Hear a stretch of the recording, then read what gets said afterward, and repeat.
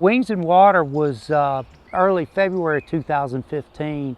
I just kind of started thinking about, with the issues around everybody finds differences in each other, I wanted to find some common grounds. I found this property and purchased it. My family owns it.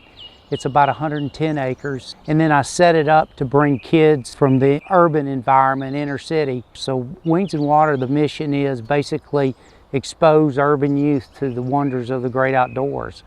We decided to help deal with the funding needs with the children and everything, because we don't charge any aspect from traveling down here to any of the events we have. From feeding the kids, all the activities and stuff, we don't charge for any of that, and we don't do any fundraising. We're gonna go around the property. I've got several things. I've got to check the feeders for the deer, the fish, and then we'll ultimately wind up at the chicken coop. This is the 10-acre lake. I've got bass. We've actually tagged 2 10-pounders on in the lake. I keep game cameras around the feeders, and I want to see the progress and the health of the deer. I've got a 1,000-pound protein feeder here, and it's pelletized protein, basically, and it just bumps the protein until they get an appetite for it, and then I slowly wean the corn out. And what's interesting is it's pretty much set up for the bucks, but the does eat out of it more than the bucks.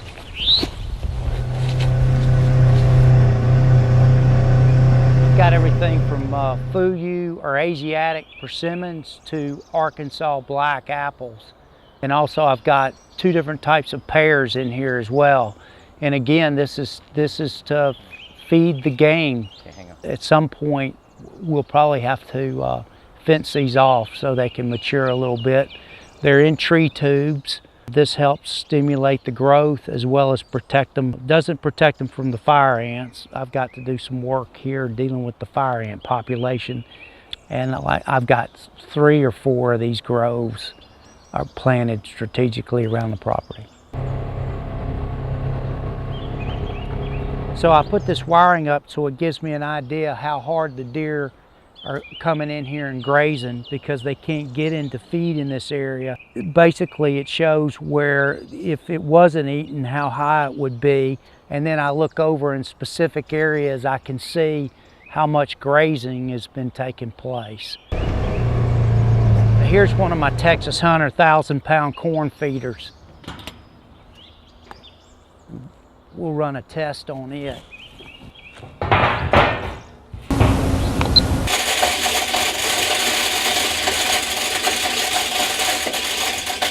Everything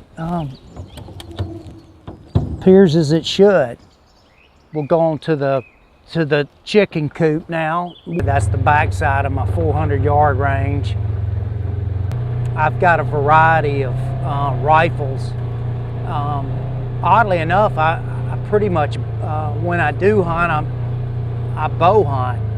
But I do enjoy rifles. I reload all my calibers, and I enjoy kind of shooting at those ranges. Here's what we call the condominium, and this is kind of our guest house. The former owner tells me he won that from shooting dice. I don't know if that's correct or not, but it makes a good story. So here's the entrance to the condominium. Of course, it hasn't had people stay here in a while, so I've got to do some cleaning up. But it's got, 2 beds. It's just a rustic cabin. I like to come out here a lot, and I journal, bring the dogs up here, and they hang out with me. And the best place to watch the sunset in the evenings is absolutely right here. You guys ready to go deal with the chickens? We had named them all, and then raccoon broke in there one evening and killed Bertha. And after that, we don't give them names anymore. As far as the lake, it's the otters I've got that migrate through here. Probably my biggest problem with eating the fish in the lake. The coyotes are the next. That's probably the biggest issue I have, and I deal with them, but they continue to be a problem, and mainly around on my fawn population.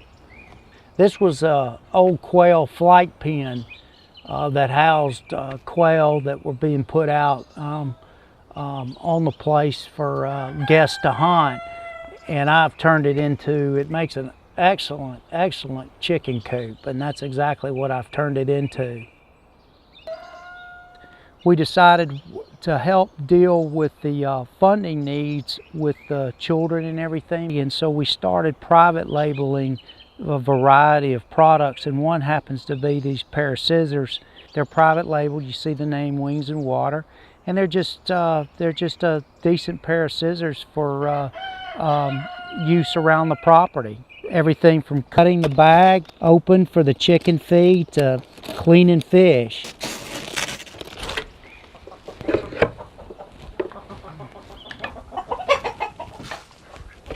This is just they'll start migrating out of here so I can pull eggs and stuff.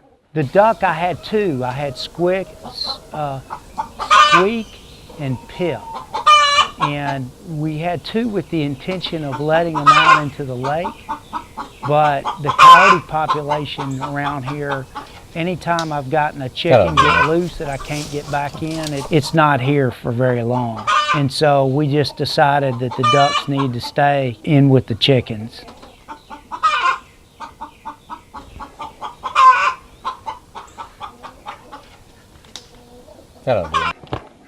And actually what's interesting, as long as you don't wash these eggs, they can stay for a long time unrefrigerated. From what I understand, most countries besides the US do not allow for washing the eggs. When I'm down the property, every other day I check the chickens and stuff. When I'm not on the property, my property managers come over here and handle it. This is the catfish pond. What I like to do is when the kids are down, when we end fishing for the day, like them all to come down here and basically line up and catch as much as they want. And I'm gonna check this feeder here and see it's still got feed in it. And I use a floating catfish feed out here that I get at the co-op. In the early morning and late evening, the wood ducks make a sound that you would think there was a Sasquatch in here or something. There's a couple of locals that look like abominable snowman.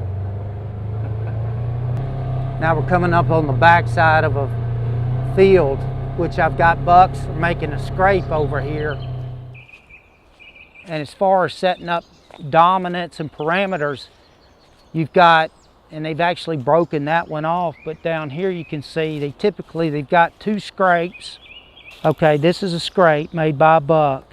And it's footprint? Yes, those are and this is relatively fresh because you don't see a lot of leaves in here, and we've had heavy rains and you don't see any indication. So they've been using this, and so the bucks come in here and they make this scrape, and it's on the back side of one of our green fields. Well, under this scrape here, you'll see a lot of times around these scrapes, you'll see a low-hanging branch like this, and basically they'll come up here and they'll hook it a little bit, and that's why you see it broke, but they lick it, and so it just puts out, I think, more scent, and their tarsal glands will put scent into the scrape as well.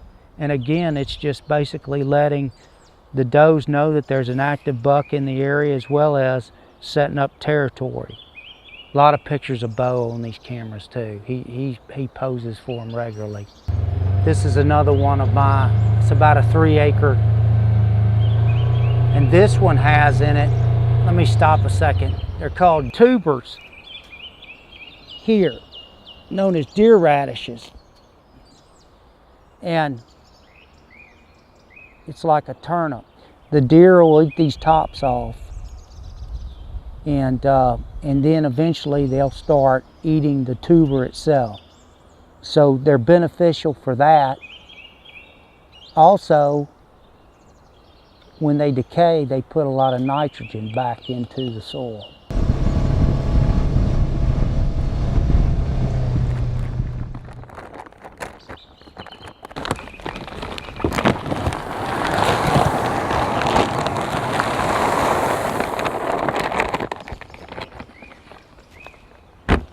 This feeder, I may have to change the battery out of this feeder.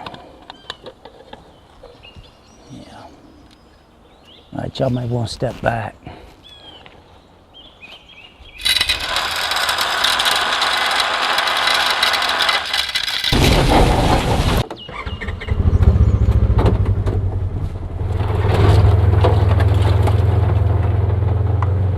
Get some pictures of my bees here in a minute. They're active today. That's again the whole conservation discussion with the colony collapse disorder that's prevalent in this country right now. I'm one of the proponents that everybody should be raising bees. Some studies indicate that if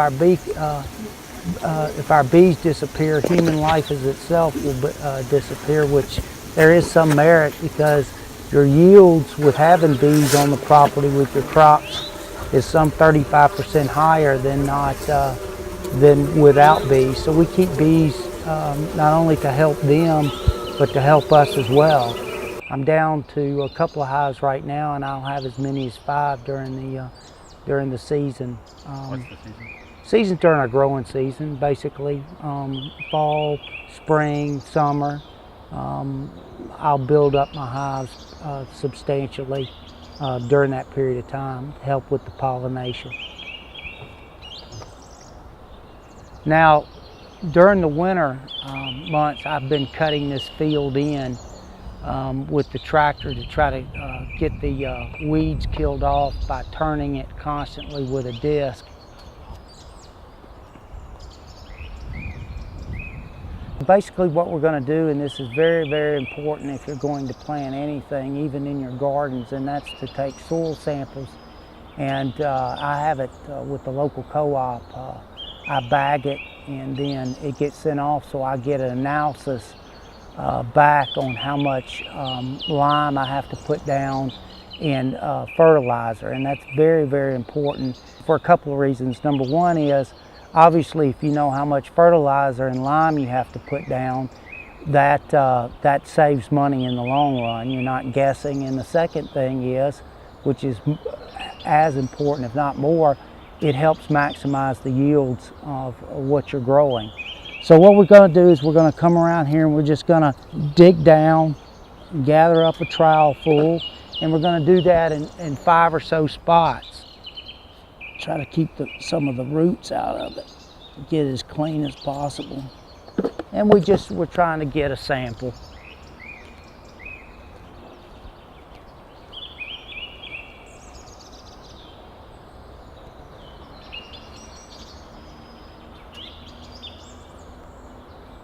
And then I prepared a bag, and it's pretty self-explanatory. And the main thing is I mark it with whatever field that I've taken the sample from.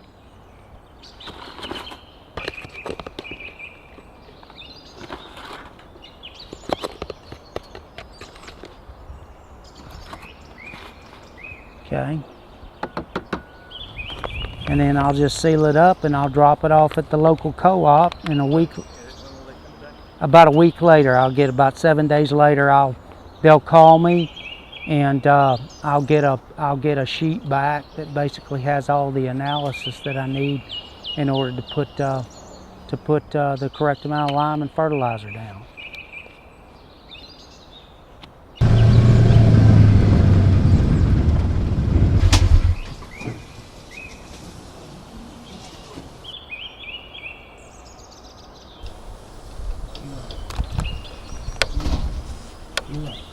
Get up. Come here. Come on. Heel up. Heel up. Hey, heel. Heel. Heel. Heel. Sit. Stay. Stay. Stay. Fetch it up. Heel. No. Now he's doing tricks. There's a trick. Come here. Here. Here. Here. Here. Here. Heel. Sit. Stay. Boom. Fetch it. Fetch it up. Here. Here. Here. Here. Here. Come on. Come on. Come on. No, I'm not picking that bird up. Good boy. Good boy. Good boy. Come on.